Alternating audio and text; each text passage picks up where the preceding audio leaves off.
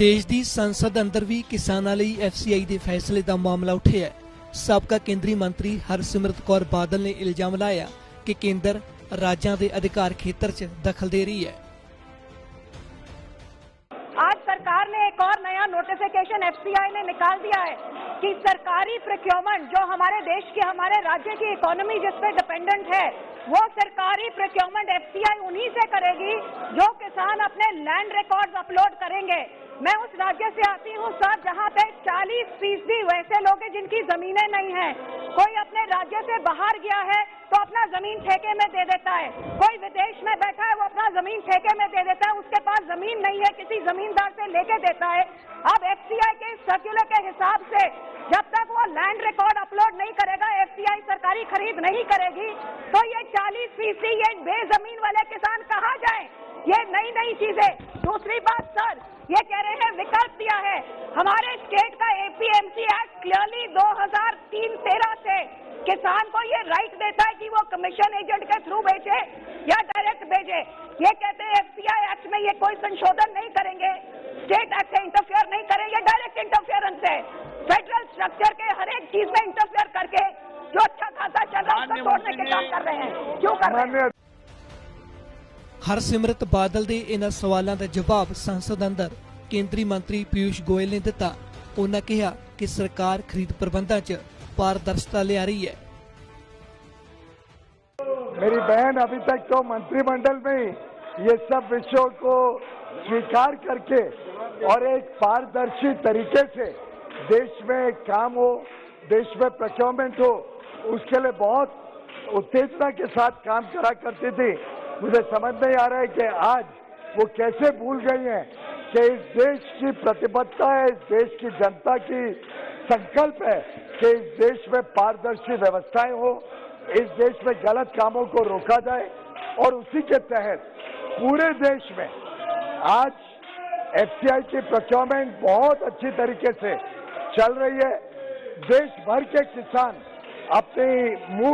अपनी उपज का मूल सीधा सरकार से लेते हैं, डिजिटली लेते हैं, लेकिन मात्र एक राज्य है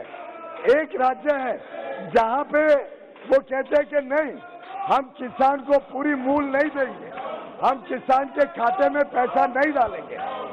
और उसके पीछे क्या हेतु है, क्या उसके पीछे उनकी परिकल्पना है? क्या वो किसानों का पैसा हड़पना चाहते हैं? क्या वो किसानों को पूरी मूल नहीं पहुंचाना चाहते हैं?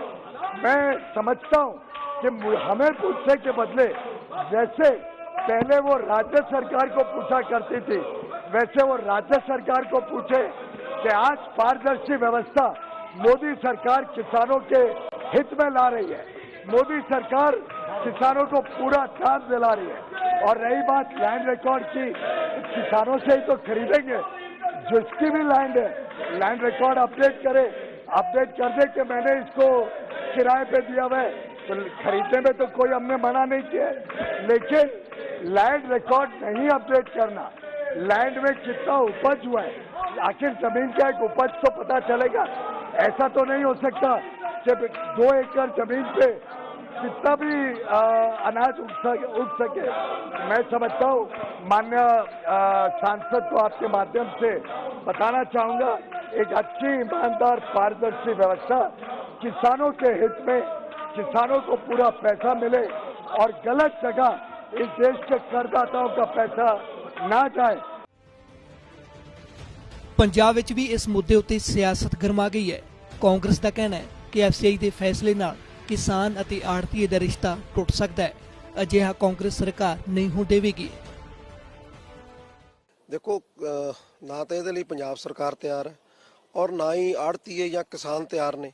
ये जानबुझ के ये ठोपी जा रही है, ठोसी जा रही है गल एफसीआई वालों।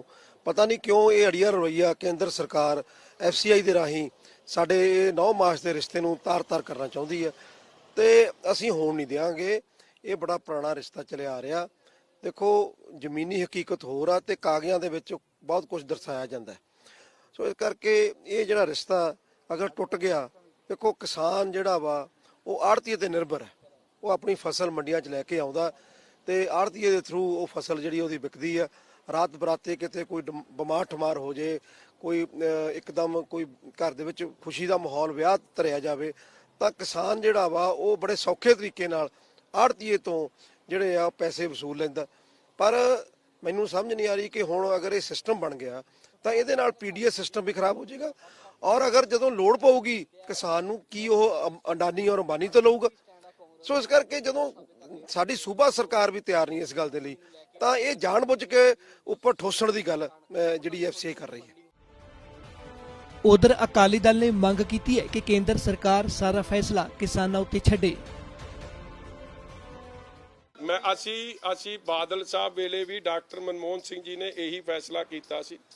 ਕੈਬਨਿਟ ਦੀ ਮੀਟਿੰਗ ਸੱਦ ਕੇ ਹਾਊਸ ਨੇ ਔਰ ਉਸ ਵੇਲੇ ਦੀ ਸਰਕਾਰ ਨੇ ਅਸੀਂ ਫੈਸਲਾ ਕੀਤਾ ਕਿ ਕਿਸਾਨ ਦੀ ਮਰਜ਼ੀ ਆ, ਉਹ ਚਾਹੇ ਡਾਇਰੈਕਟ ਲਵੇ ਚਾਹੇ ਉਹ ਆੜਤੀਏ ਥਰੂ ਲਵੇ, ਸਰਕਾਰਾਂ ਦਾ ਇਹਦੇ 'ਚ ਇੰਟਰਫੇਅਰ ਕਰਨ ਦਾ ਕੋਈ ਕੰਮ ਨਹੀਂ। ਔਰ ਉਸ ਵੇਲੇ ਵੀ ਇਹ ਡਾਕਟਰ ਮਨਮੋਹਨ ਸਿੰਘ ਜੀ ਕਾਂਗਰਸ ਦੀ ਸਰਕਾਰ ਇਹਨੂੰ ਲਾਗੂ ਕਰਨਾ ਚਾਹੁੰਦੀ ਸੀ, ਜਿਹੜਾ ਅਸੀਂ ਰੁਕਾਤਾ ਉਹ ਨਹੀਂ ਲਾਗੂ ਹੋਇਆ। ਅੱਜ ਵੀ ਭੈਣ ਜੀ ਨੇ ਪਾਰਲੀਮੈਂਟ ਦੇ ਅੰਦਰ ਇਹ ਗੱਲ ਉਠਾਈ ਹੈ ਕਿ ਕਿਸਾਨ ਦੀ ਮਰਜ਼ੀ ਹੋਵੇ ਕਿ ਉਹਨੇ ਪੇਮੈਂਟ ਕਿਸ ਤਰ੍ਹਾਂ ਲੈਣੀ ਹੈ, ਇਹ 'ਚ ਸਰਕਾਰਾਂ ਦਾ ਕੋਈ ਕੰਮ ਨਹੀਂ।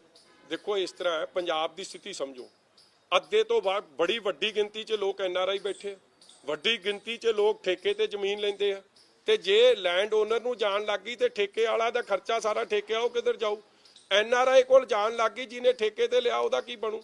ਇਸ ਲਈ ਕਈ ਕਾਰਨ ਨੇ ਕਿੱਥੇ। ਅੱਛਾ, ਇੱਕ ਹੋਰ ਮਾਰ ਪੈਣੀ ਹੈ ਸਭ ਤੋਂ ਵੱਡੀ, ਕਰਜ਼ਾ ਬਜ਼ੁਰਗ ਦੇ ਨਾਂ ਤੇ ਹੈ ਤੇ ਜ਼ਮੀਨ ਬਜ਼ੁਰਗ ਦੇ ਨਾਂ ਤੇ ਹੈ। ਜੇ ਉਸ ਨਾਂ ਤੇ ਆ ਗਈ ਤੇ ਬੈਂਕਾਂ ਨੇ ਪੈਸੇ ਕੱਟ ਲੈਣੇ ਤੇ ਲੱਭੂ ਦਾ ਕਿਸੇ ਨੂੰ ਕੁਝ ਨਹੀਂ, ਅੱਗੇ ਹੋਰ ਖੁਦਕੁਸ਼ੀ ਵੱਧ ਜੂ।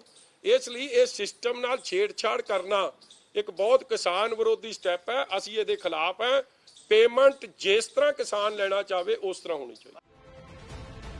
ਆਮ ਆਦਮੀ ਪਾਰਟੀ ਵੱਲੋਂ ਹਰਪਾਲ ਚੀਮਾ ਨੇ ਕਿਹਾ ਕਿ ਕੇਂਦਰ ਦੇ ਫੈਸਲੇ ਨਾਲ ਕਿਸਾਨ ਅਤੇ ਆੜ੍ਹਤੀਏ ਦਾ ਪੁਰਾਣਾ ਰਿਸ਼ਤਾ ਟੁੱਟ ਜਾਵੇਗਾ।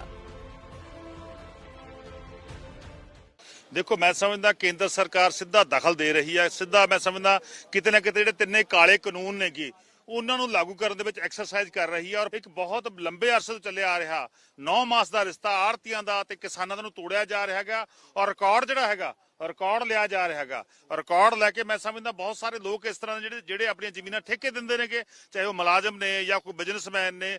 ਹਰੇਕ ਪਿੰਡ ਦੇ ਵਿੱਚ ਹਰ ਇੱਕ ਸ਼ਹਿਰ ਦੇ ਵਿੱਚ 50% ਜਿਹੜੀ ਪ੍ਰਾਪਰਟੀ ਆ, 50% ਜਿਹੜੀ ਐਗਰੀਕਲਚਰ ਲੈਂਡ ਆ ਉਹ ਠੇਕੇ ਦਿੱਤੀ ਹੋਈ ਆ। ਔਰ ਇੰਨੇ ਕੁ ਲੋਕਾਂ ਦੇ ਰਿਲੇਸ਼ਨ ਨੇਗੇ, ਇੰਨਾ ਕੁ ਆਪਸੀ ਭਾਈਚਾਰਾ ਹੈਗਾ ਕਿ ਉਹ ਮੈਂ ਸਮਝਦਾ ਲਿਖਤ ਨਹੀਂ ਹੁੰਦੀ ਕਿਤੇ ਵੀ, ਉਹ ਵਰਬਲੀ ਦਿੱਤੀ ਹੁੰਦੀ ਹੈ ਕਿ ਉਹਦੇ ਨਾਲ ਮੈਂ ਸਮਝਦਾ ਬਹੁਤ ਵੱਡਾ ਇੱਕ ਆਪਸੀ ਜਿਹੜਾ ਤਕਰਾਰਬਾਜ਼ੀ ਸ਼ੁਰੂ ਹੋਊਗੀ। ਸਾਫ਼ ਹੈ, FCI ਦੀ ਚਿੱਠੀ ਬਾਅਦ ਸੂਬੇ ਦੀ ਸਿਆਸਤ ਵੀ ਗਰਮਾ ਗਈ ਹੈ। ਕਾਂਗਰਸ, ਅਕਾਲੀ ਦਲ ਅਤੇ ਆਮ ਆਦਮੀ ਪਾਰਟੀ ਇੱਕ ਸੁਰ ਦੇ ਵਿੱਚ BJP ਨੂੰ ਘੇਰ ਰਹੀਆਂ ਨੇ। ਹਾਲਾਂਕਿ ਕੇਂਦਰ ਸਰਕਾਰ ਦਾਅਵਾ ਕਰ ਰਹੀ ਹੈ ਕਿ ਫੈਸਲਾ ਕਿਸਾਨਾਂ ਦੇ ਹਿੱਤ 'ਚ ਹੈ।